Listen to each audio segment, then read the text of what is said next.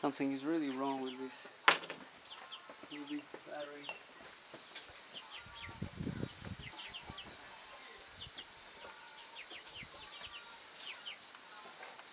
Chia. Huh? The dog is picking up all the garden. How did you find this project? Couchsurfing.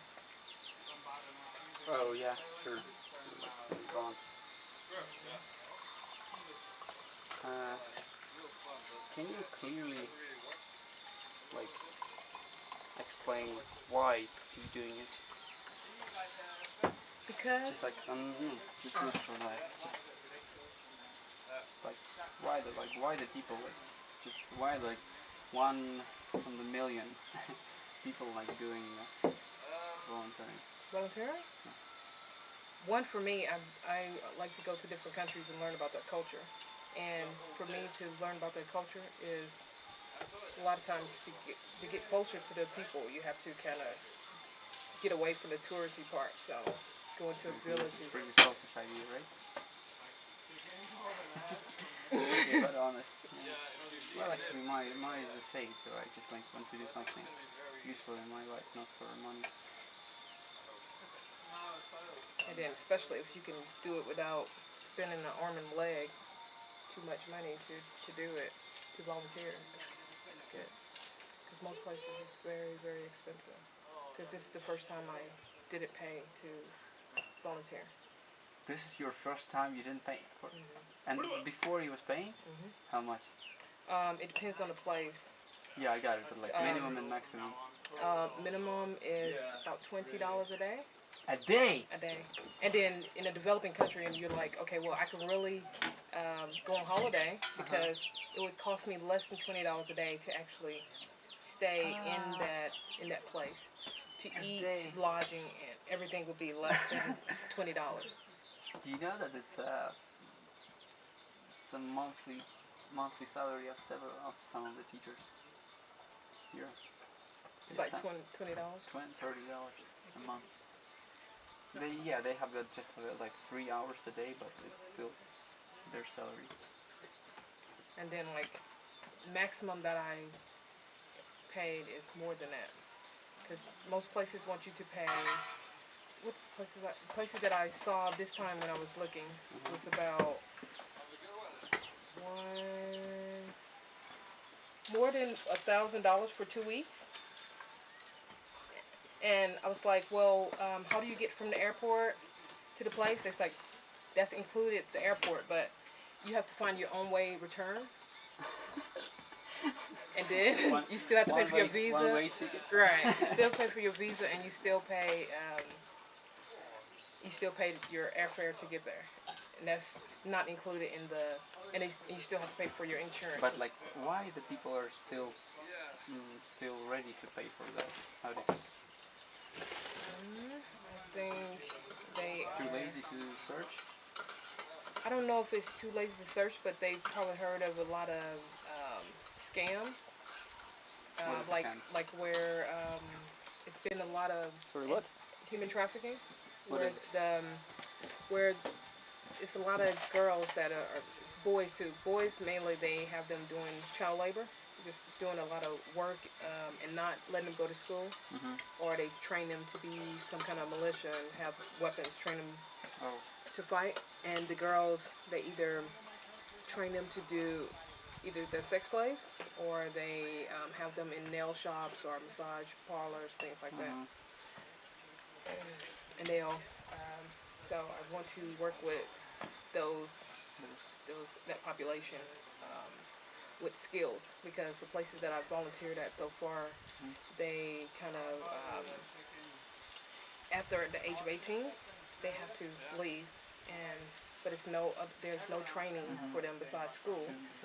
But a lot of them haven't really been to school, and so you see 12 and 14 up in first or second grade, and that's the most schooling that they had. What is it? So, but like do you saw our website, right, before you come here? No? I saw one, but I don't remember. But like, didn't you like maybe find some kind of difference between other because in Nepal there's a lot of voluntary organizations which are doing. Chop up.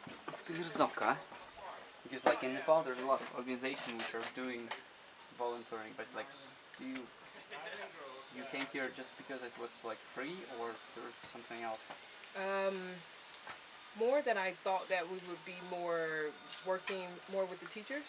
So for long term to try to get them to stay or to recruit more teachers, and so that they could ultimately continue their betterment of the students as opposed to us teaching the students.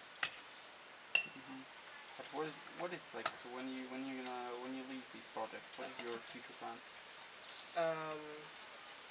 I will go to Uganda and teach kids, and I would go back to China and teach kids, and then I would go back home for graduate school. Graduate school.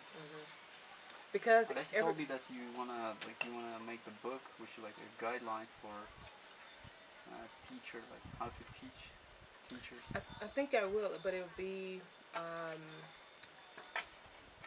more geared towards developing countries because a lot of times the kids get married young, like 12 and 14, well the girls get married very young, and so just trying to give them life skills. Teaching.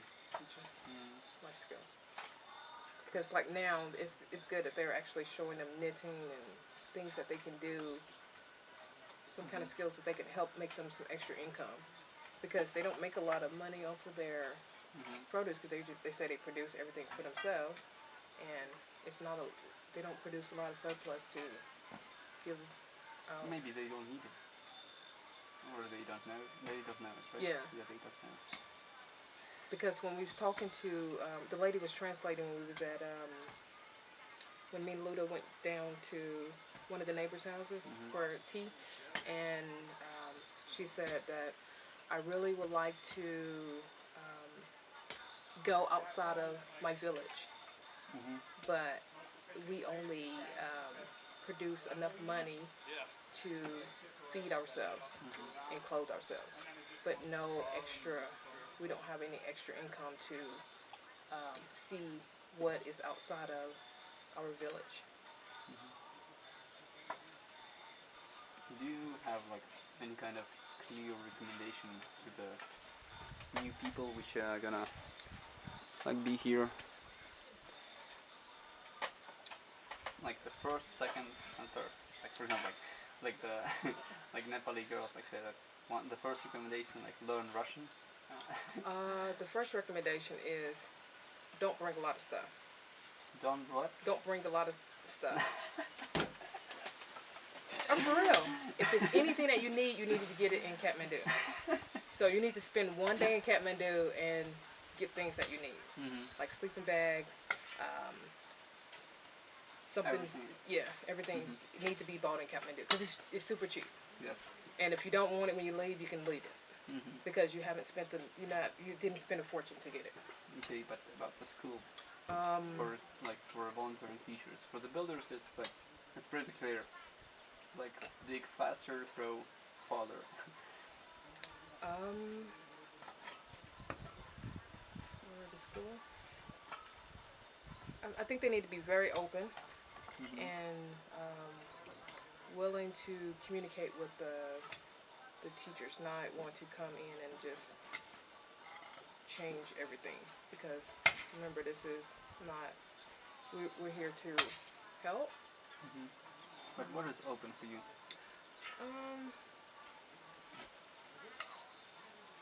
If I don't know these words, how would you explain it?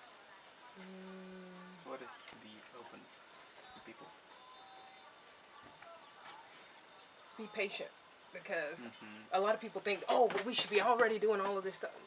These are great ideas, but this is not something that's going to happen in the next 3 weeks. It'd be nice on paper, yes. But yes, in 4 or 5 months, yes, we may see 2 of those out of the 10 that we put on paper.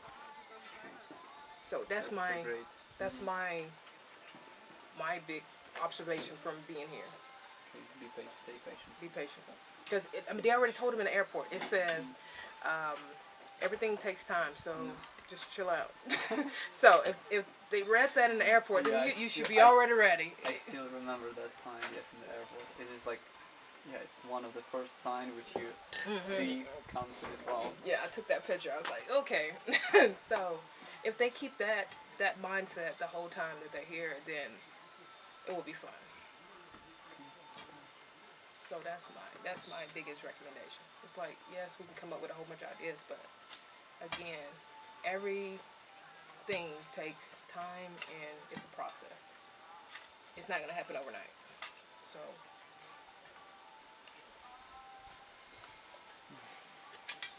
stop, enjoy the fresh air. So that would be my recommendation.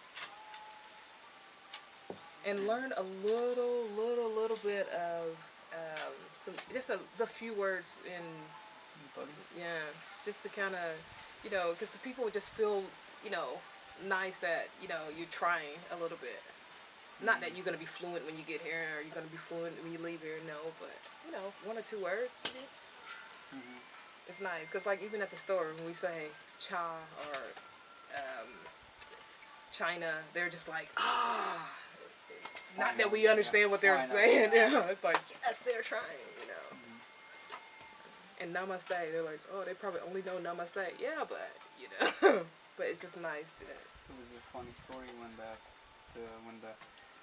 builders in the bottom destroyed the rice field, and like because they were loading the heavy stuff, and they stepped on the rice, and like the owner came and said like, why did you destroying my rice field? And they just like drop everything and say namaste.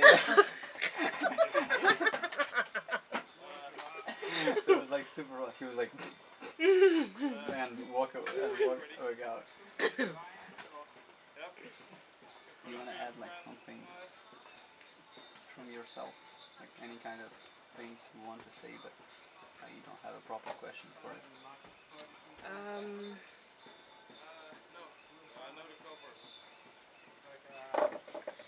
I guess I don't know the proper question for it, but like with the teaching, people come here with the mindset that, oh, I only can have these classes kind of thing, and it's like the people need to be flexible. That because right now we're only assigned for extra classes in either science or English. That because like for instance, it'd be good if Luda can go for a couple days with maybe one of the other Nepali teacher. So that they can kind of feel like they're part of the process, to go and talk and see how the other, like you was talking about that program, and then so that people don't get into the mindset, I don't care how long they're here, that okay, I only can teach extra classes, I only can teach this subject right here. That okay, maybe someone gets sick or something, then you have to take over the classes anyway. So they need to be in the process of, okay, let me help you with your plans, because before we were just doing too many classes that we couldn't help each other. I mean, we can help, like if you have a question, yeah, you can ask, but like I had 4 classes, so it's too many classes to be trying to do my lesson